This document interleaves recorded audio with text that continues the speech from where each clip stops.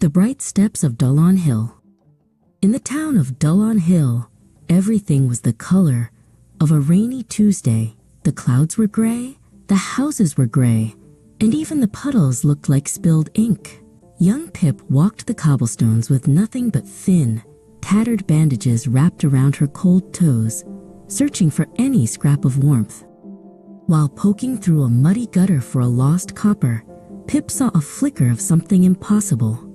It was a glint of crimson and a spark of gold buried beneath the sludge. She reached in and pulled out a pair of sturdy leather boots that seemed to hum with a secret energy. Pip quickly unwrapped the rags and slid her feet into the boots. They felt as soft as a cloud and as warm as a toasted muffin.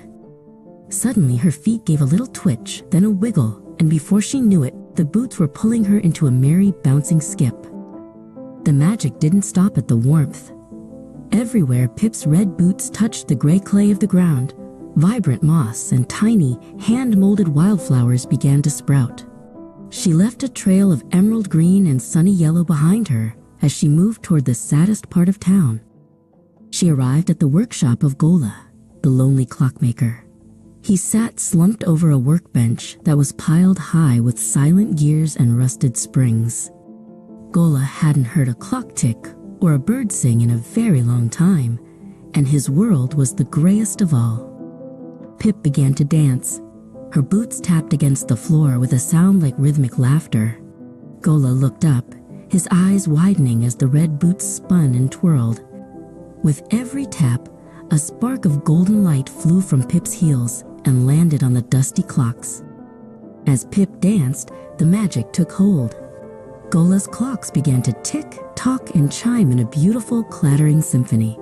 The gray walls of the workshop turned a warm, baked terracotta orange, and Gola found himself standing up, his hands reaching for a golden pendulum.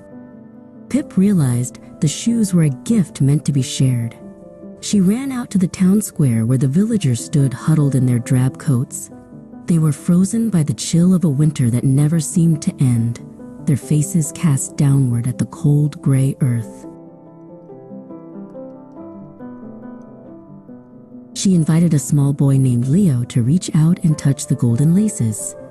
As soon as his fingers brushed the thread, his own worn-out wooden clogs turned a brilliant sky blue.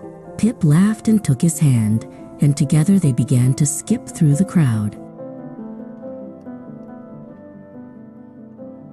Dullon Hill was dull no more. The magic of the boots had spread from Pip to every soul in town, turning the gray clay into a masterpiece of color.